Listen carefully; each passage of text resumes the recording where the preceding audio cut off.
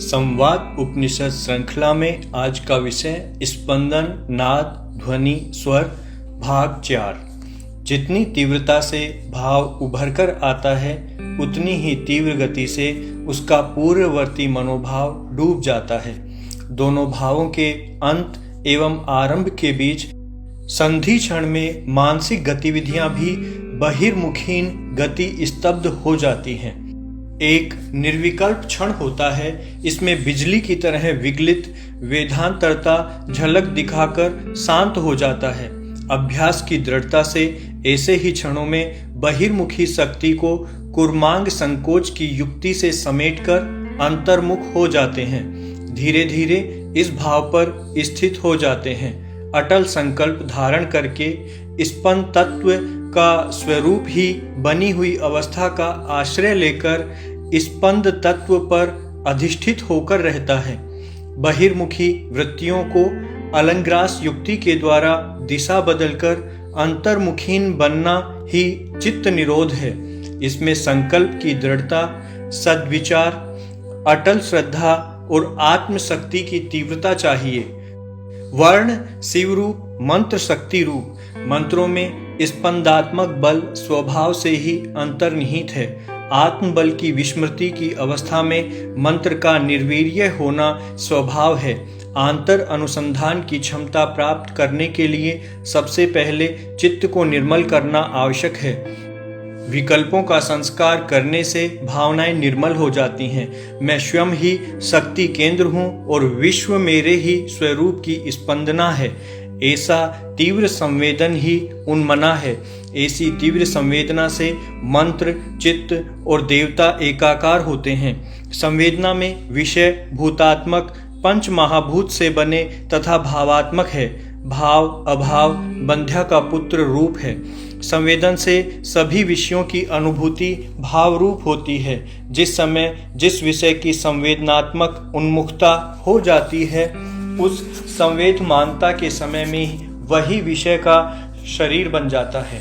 संवेदन उसी विषय के रूप में प्रकाशमान होने लगता है। जीवात्मा स्वतंत्र संवेदन के द्वारा उस विषय को सत्ता देकर उसकी सृष्टि करता है। अगले क्षण दूसरे विषय की ओर संवेदनात्मक उन्मुखता हो जाने पर पहले विषय का संहार और दूसरे की सृष्टि करता है। मंत्र का विमर्श करने के बाद तत्काल ही मंत्र देवता के साथ चित्त की एकाकारता हो जाना ही साक्षात्कार है। किसी भी ज्ञेय विषय के साक्षात्कार की 3 कोटियां हैं। बाह्य इंद्रियों से ग्रहण के पूर्व इच्छा रूप ग्रहण काल, ग्रहण उपरांत संवेदन में विश्रांति काल, आदि और अंत कोटि पर ज्ञेय विषय अहम विमर्शात्मक परमार्थ भाव के साथ तादात्म्य रूप में अवस्थित रहता है।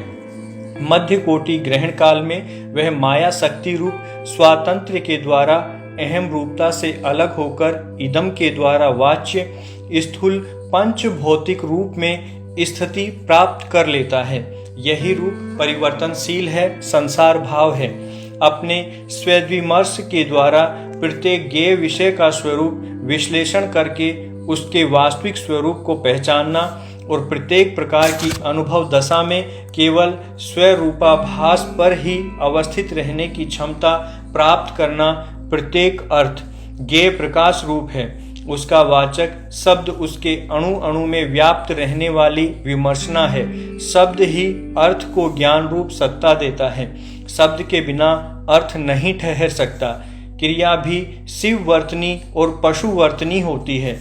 पशु वर्तनी को ही कार्ममल कहते हैं। शिव में ज्ञात्रता कर्तृता है। यही उसकी स्वतंत्र इच्छा का रूप है। शिव वर्तनी क्रिया शक्ति का स्वरूप विमर्शमयी स्पंदना ही है। यही भूति भेद से जनित देश क्रम और क्रिया भेद से जनित काल क्रम में उपलक्षित अनंत प्रमाताओं और उसके ज्ञेय विषयों को भेद रूप अलग अलग प्रकाशित करती है। उसका ज्ञाता रूप में स्फुरित होना ही स्वतः क्रिया भी है। इसका कोई क्रम नहीं होता। देश कालहीन अहम रूप इच्छा स्पंद ही है।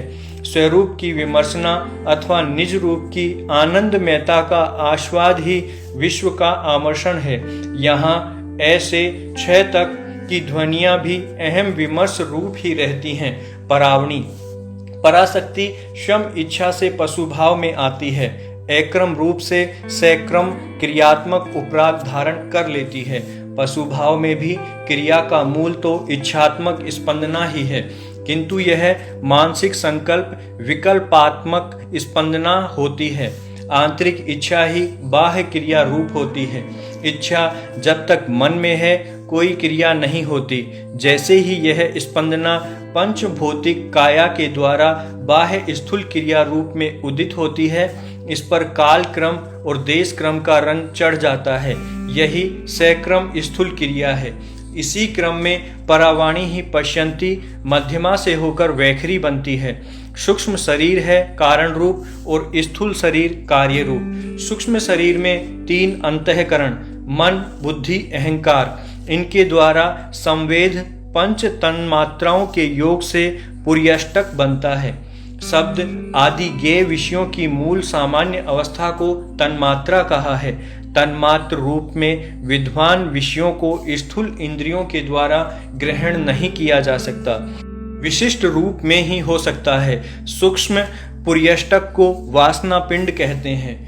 स्थूल शरीर में त्रिगुण युक्त मन, बुद्धि, अहंकार और इनके संवेद विषय अग्नि, वायु, तेज रहते हैं। सूक्ष्म तन्मात्र ही स्थूल तन्मात्र बनते हैं। इन्हीं के कार्य स्थूल पंच महाभूत होते हैं। तन्मात्राओं का योग आपस में एक निश्चित क्रम में होता है। स्थूल शरीर की आयु है। सूक्ष्म शरीर आत्मा के साथ रहता है जब तक उसको स्वरूप ज्ञान प्राप्त न हो जाए। हमारी सृष्टि वाक् सृष्टि है, अर्थात एक ओर तो यह शब्द सृष्टि है, दूसरी ओर अर्थ सृष्टि है। जिस प्रकार पदार्थ तथा ऊर्जा एक दूसरे में रूपांतरित हो सकते हैं, उसी प्रकार अर्थ और शब्द भी एक दूसरे में बदल सकते हैं। सृष्टि का आरंभ आकाश से होता है। ध्वनि सृष्टि का मूल आधार बनता है। संपूर्ण अधिदेव, अधिभूत और अध्यात्म ध्वनि पर आधारित है। ध्वनि तरंगों से निर्मित होते जाते हैं। अतः पंच महाभूतों के केंद्र में भी ध्वनि या आकाश रहता है। सभी प्राणियों के भीतर दहराकाश रहता है। यदि नाद, ध्वनि या शब्द इसका गुण है, यही संपूर्ण सृष्टि को सूत्र रूप से जोड़े रहता है। इस नाद का केंद्र आत्मा होने से सारे शब्द वहीं से उठते हैं। आत्मा ईश्वर का अंश है। जब ईश्वर की बात करेगा तो ईश्वर सुनेगा ही, अथवा उसे तो सुनना ही पड़ेगा। यही रहस्य है श्रुति का, श्रवण का। जिस प्रकार अर्थ सृष्टि आकाश से शुरू होती है, वैसे ही शब्द सृष्टि भी नाद से ही आगे बढ़ती है। अर्थ सृष्टि अंत में आकाश में ही लीन होती है। शब्द सृष्टि भी नाद में ही लीन हो जाती है। आकाश ईश्वर स्थानीय है। जब हम शब्दों का श्रवण करते हैं, तब सुनने का माध्यम तो अवश्य ही कान होता है, किंतु कान को सुनाई नहीं देता। इंद्रियां मन के द्वारा नियंत्रित होती हैं। श्रोत्र इंद्रिय है, यानी कि सारे शब्द कान के माध्यम से ही मन तक पहुंचते हैं। मन के द्वारा कारण, शरीर, आत्मा तक जाते हैं। मन यदि श्रवण काल में कान के साथ नहीं रहता, अन्यत्र भटकता है, तब शब्द को मन ग्रहण ही नहीं करता। ईश्वर नहीं भी सुनता है और सुनता भी है। यह हमारी चित्त वृत्तियों की एकाग्रता पर ही निर्भर करता है।